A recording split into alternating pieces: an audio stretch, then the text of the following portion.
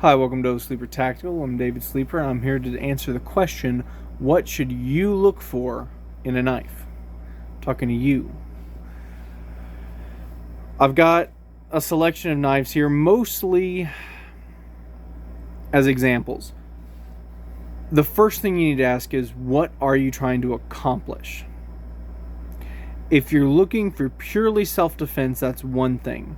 If you're looking for a utility tool, that's another. Utility tools can be used for self-defense, but they're going to be optimized for something else. For instance, this knife is a hunting knife, or something of a survival knife. You have a compass that's not really going to help you much for a survival situation. You have a little bit of I believe paracord. I don't know how much the pull strength is, but that's not going to help you for a survival situation unless you use it as a garrote, in which case it's more Jason Bourne than actually surviving an encounter. But the real reason this is a wilderness knife, not a self-defense knife, is this hook right here. This hook is great for skinning animals. Yeah, the thickness of the blade is awesome, but great for skinning animals. Really bad for getting caught on this button right here when you pull it out of the sheath. You don't want that happening in a self-defense situation. This is probably one of the last two knives I would want to use in a self-defense situation out of all of the ones here, simply because I'm worried that I won't be able to get it out when the chips are down fast enough. So that's one thing you need to look for, is accessibility. Something that gets out quick and easy. Now, notice there were two steps there: safety and release. Another thing I would want to avoid is too many moving parts. This one has a lot of moving parts. It works all right. It's functional. Sometimes if you don't give this enough oomph, this is an M&P brand. See, it's right there. Knife is technically not a switchblade. It's assisted. But sometimes when you don't give it quite enough juice, or if your thumb catches on it right here as you're opening it, see, it'll just do this, and you don't want to protect yourself with something like that. Another thing to look for, no serration. You don't want any serrations on a self-defense knife. I don't think any of my knives here have serration on them, but it would be a problem because that's something that it gets caught. You could have the knife pulled out of your hand. Another thing is, it just doesn't help. Your goal is not to inflict terrible pain or to cut their bones, heaven forbid. Your goal is to get a quick cut or a stab, to stop the threat and to get away. That's another thing, is your goal to when I say stop the threat, are you thinking put them in the dirt for good, take a dirt nap, or are you saying cut them so they don't want to fight you? Well, I don't know which one would be the better tactic, but something like a karambit here, great for slashing and cutting tendons. Notice I hold it like this. I'll talk about why I hold it like this and not the more popular grip here later. But now, this one wouldn't be very comfortable if it weren't for the paracord handle I made. So comfort is something to think about. You don't want something that's going to bruise up your hand. For instance, if you're using a stabbing tool, like my little Smith & Wesson here, it has a crossguard, a little deal to keep your hand from going up past the knife. And the reason that's important is, if I stab someone and that's not there, my hand gets cut. All right? So if you have a knife that doesn't have somewhere you can put your thumb on the back, and usually they will, except with this one, that's no such thing. So you'd want to avoid that, right? Another thing is, this one here over and against my other Smith & Wesson, it has no crossguard. I could slide up and get my hand slashed if I'm in a really brutal situation, whereas this one I'm safe 6 ways from Sunday. Flip them around, hold this one here, can't hold this one here, now I'm getting slashed again. So I'd say this one is a far better defense knife, even if it is a little bit shorter. Another thing to look at is the width of the blade. These two are both very thin blades, but neither of them are nearly as thin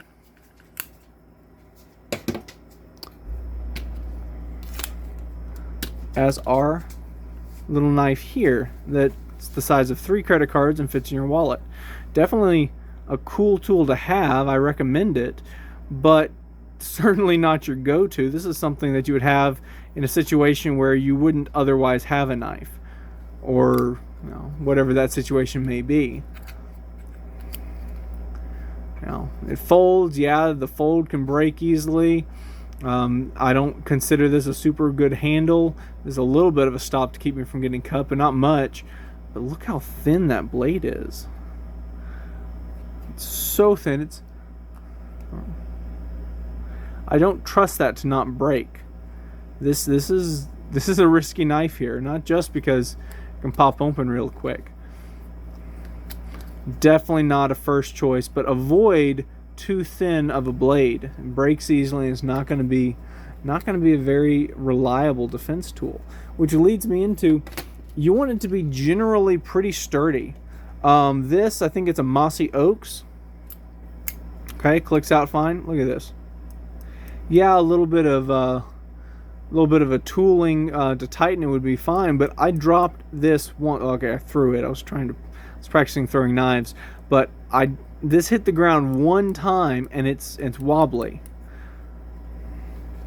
Whereas I have a knife that's not out here, that's a kind of a beater, kind of just a utility tool. I've thrown it dozens of times and it's perfectly fine. It's as fine as if it would be a fixed edge. That's another thing. Typically fixed edges are going to be more sturdy than your folders or your ones with a bunch of moving parts like this one over here. So a little bit sturdier, thicker blades. Accessibility, that's a big thing. These fixed blades, they all have belt clips or belt loops to make them accessible and make them somewhere that you can get. But if the belt clip is bad, like this one here, that doesn't hold on to anything. This slides off of every belt I put it on. I carry this one in my pocket because there's no way to get that to actually do anything. I mean, I'm sure there's a way to put a new clip on it with these deals, but I just don't want to mess with that. This should work right out of the box, and it doesn't. That's a problem. That's the same issue I had with this honestly really nice karambit here, is it was uncomfortable right out of the box, or right when I got it. So yeah, accessibility is a big thing, which makes this is definitely out. This one, this kind of old-fashioned buck knives, yeah, they're fine. They've got a nice thick blade, but it takes a little bit to get them open, right? And there's nothing like a crosscut here. This is really just a cutter, right? Really, it's a whittling knife, but if you fight someone with it, it's going to be more cutting, especially because this one's not pointed. But if it were pointed, if I cut and I go past it, or I go too hard, I'm going to cut myself here because there's nothing to stop my hand. I could switch it around to reverse grip and that's fine, but then I lose a whole lot of mobility that I enjoy with something like this. So accessibility is a big thing. Make sure they have a good clip, not something like this. I wouldn't get a folder like this one. I would even say something with all these moving parts is too many steps to get that out.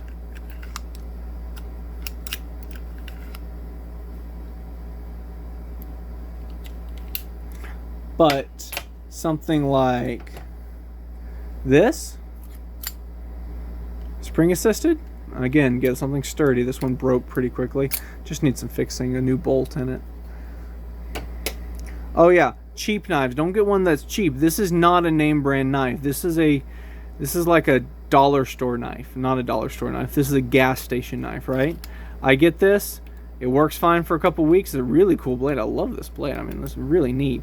But man, it breaks. The bolt falls out on its own accord one day, and I don't know where it is. I lose it. Don't get you too cheap of a knife. I wouldn't spend in the hundreds on a knife. I wouldn't spend $500 for some crazy Damascus steel with a hand carved knife unless you're just a collector. That's not a self-defense tool at that point. That's just a wall piece. Another thing to avoid, these hooks. I used to love these hooks until I realized when I would go to draw them out of my pocket, this gets hooked on my pocket. I'm not just talking about regular pockets, I'm talking tactical pants. Whatever I put this in, it will get caught on every once in a while, which, just like this one's hook, is not something I want happening when I'm going to defend my life. Now, I touched on this earlier. Remember, cutting tools like this one and this one, yeah, that's going to hurt. That's going to disable someone, put them in the hospital. But a little stab with some little pig sticker like this, it's going to put them in the morgue. It only takes about an inch, that's about the size of your thumb, to put someone in shock. And then the internal organs aren't much deeper than that. So if you pull a knife on someone, you are not in a non-lethal or a use of force situation. You're in a deadly force situation. Don't draw a knife unless you really mean it. One thing to avoid: extravagance and fantastical elements, like this little sucker right here.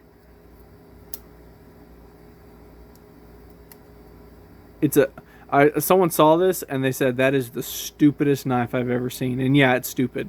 You can't reverse it like this. It's kind of a karambit here and kind of a slashing knife here. I don't know how strong these blades are. They don't seem super strong. I got this when I was a kid, you know, at a Ren fair or whatever. But something like this, you're not going to want this for self-defense. It's going to look bad if you go to court with this. It's... you know, the old argument of, oh, he's been looking for someone to kill. Well, something ridiculous like this would be what brings that argument out. Another thing is, the more extravagant you get, it's like, what are these doing? They're not doing anything. They're just there to look cool. Look how small. These are the only two parts, right here and right here, keeping this one together. It's tiny. The more extravagance you get, these little holes here, the less likely it is to be functional. Throw down in the comments below what you look for in a knife. What are you interested in? Do you like the fantastical elements, or do you agree that there's no point to them? Do you want to avoid knives that don't serve multiple purposes? So maybe you can say, no sir, I didn't have that as a weapon. I didn't intend to get into a fight. I had this as a hunting tool. I had this as a survival tool. That's what all the paracord on it's for. You know, I had this for whittling. If you want to say that you had it for another reason, go for it. Have that other reason. Have a few extra utilities like a seatbelt cutter or a glass shatterer on it. But you know what? The more of those things you add, the less it's going to serve you as a self-defense tool.